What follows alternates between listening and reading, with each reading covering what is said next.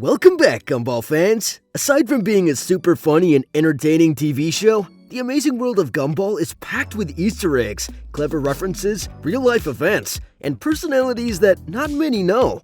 Today's video is about all the hidden details and Gumball secrets you probably missed in the show. We're gonna start with who else but the show's protagonist, Gumball. A lot of people don't realize that the Gumball we see in Season 3 is not the same Gumball we see in Seasons 1 and 2. In the first two seasons, Gumball's appearance featured more oval-shaped eyes. However, from the show's third season to the last one, the animators gave Gumball round eyes. Dude, for the sake of everyone's safety, can you please talk to her and put an end to this? Which changed his appearance, providing the character a different look. Okay, now let's talk about one of Gumball's little features. He completely lost it in that episode with the Ghostbusters reference. We all know Nicole's got a temper, but Gumball gets super jealous. Things are not meant to be. Dogs shouldn't get on with cats, men shouldn't have ponytails, and your father is not meant to have a job! What are we gonna do? We have to stop him. In the episode The Flower, he saw Leslie get a little too friendly with Penny, and this made Gumball a little jealous. He started coming up with all these ridiculous plans to break them up.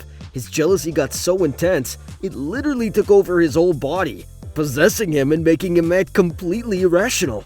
At one point, it even tried to harm Leslie. That's when everyone realized something was seriously off, so they brought him over to Carrie's place to do an exorcism.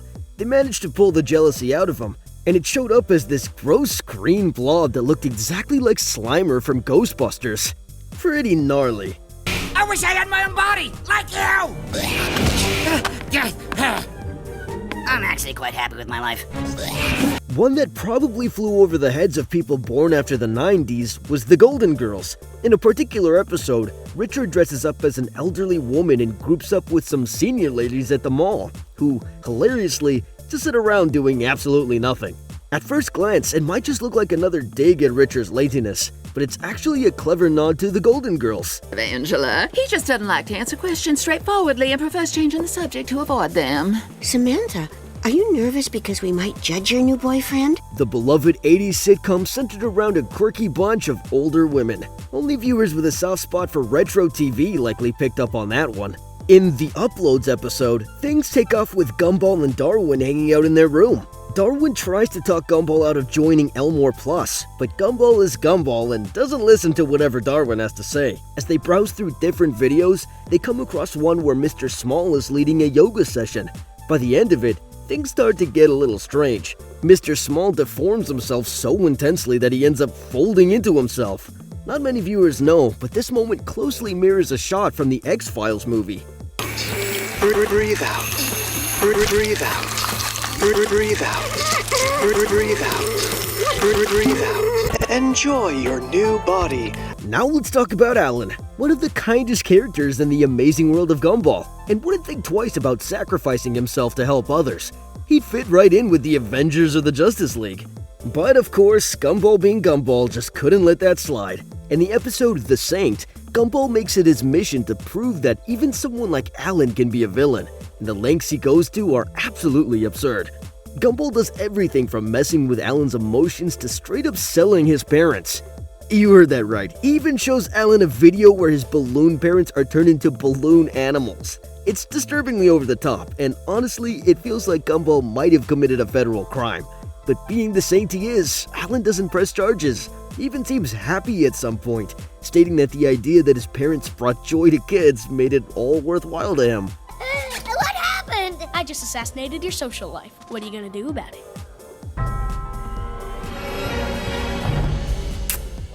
Thank you. Now I get a chance to befriend them all again. Later on, Gumball realizes the extent of his mistake and meets Alan at the lockers to apologize.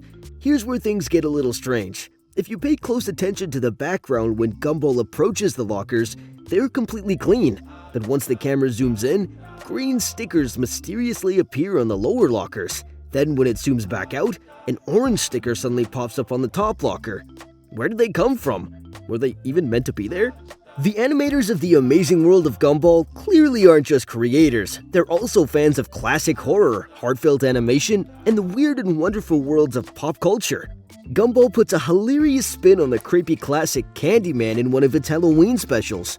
It all starts when Tobias and Banana Joe are sharing a spooky urban legend about a character called Mr. Candy. And yep, you guessed it, they accidentally summoned him. The whole thing is a clever nod to Candyman. Mr. Candy wears the same long brown coat and even has a hook for a hand. What? Yeah, do you know anyone who does give out candy? No! Candy, candy, candy! I got half a breath mint. Take that and leave me alone. But in true Gumball fashion, the vibe is way funnier than it is frightening. And that's not the only nostalgia hit you get while watching Gumball. The show makes an amazing reference to one of the most legendary scenes in animated film history. This happens in the episode The Rivals, where Gumball tries to save what he thinks is a box holding Anais, just moments before it falls into a trash incinerator. The whole scene feels incredibly similar to the intense moment in Toy Story 3 when Lotso, the movie's villain, leaves Woody, Buzz, and the rest of the toys to be swallowed by the fire. It shows that even though the Gumball team is creating content for Cartoon Network, they're just as into Pixar movies as the rest of us. You can tell these animators are truly fans of the world of animation, not just making cartoons, but celebrating them. You can also catch a clever reference to Disney's most iconic character, Mickey Mouse. She's smarter than us. Huh? Yeah, she might be terrifyingly intelligent for her age, but she's still her age. When jealousy is slinking around the house, if you look closely, there's a shape on the shelf that resembles Mickey's head, complete with his signature round ears. It's for a split second, but it might be hinting at something bigger. Maybe a playful jab or even a statement about trying to match the success of Disney, which owns Cartoon Network's biggest competitor. And this isn't the only time the Mickey-like symbol comes up in the show. For instance, you can spot it several times on the door to the boys' bathroom at Elmore Junior High. It's a fun little detail that suggests Disney's iconic character has been a major influence on the creators, whether as genuine inspiration or just a playful nod. And while we're talking about animated movies and TV shows, I have to mention how big a fan the creators of this show are of anime. I mean, how can we forget about the moment when Gumball channels his inner Goku and goes into full Super Saiyan mode? His eyes start glowing blue, his hair spikes up, and the energy is off the rails. Any Dragon Ball fan watching would have recognized the reference right away. Here's another Dragon Ball reference for you. In the episode The Fury, Nicole gets an unexpected visit from her former friend Yuki. Yuki repeatedly provokes Nicole, trying to get into a fight with her, but Nicole refuses.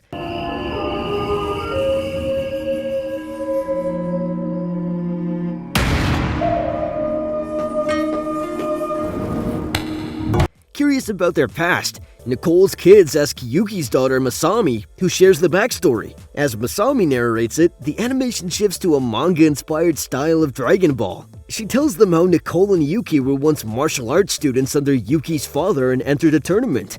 They both ended up facing off in the final round of the tournament. Nicole, driven by her intense anger, won the match, and Yuki, humiliated by the defeat, left the US in shame. Nicole was so devastated by losing her friend over the fight that she stopped practicing martial arts altogether. The entire scene not only mimics Dragon Ball's iconic art style, but also parodies the friendship and rivalry between Goku and Krillin, who also trained under Master Roshi, who, in this parody, looks exactly like Yuki's dad. That's not all though. In the Halloween episode, there's a scene where Mr. Small pops up wearing an outfit no one expected. He's fully dressed as Sailor Moon. Yes, everything from the skirt to the signature magical girl pose. It's the kind of visual that's not easy to miss for fans of classic anime. And the Sailor Moon homage doesn't end there. Turns out Mr. Small isn't the only grown man in Elmore with a thing for magical girls. In another episode, we see Richard Watterson going full anime transformation mode, right in the middle of a supermarket. Watching him dramatically spin into a magical girl sequence complete with glowing effects and sparkles is hilarious. It's pretty clear that the Gumball creators spent their childhood watching those over-the-top 90s anime intros on Saturday mornings. Don't worry, kid! I rescued that corn!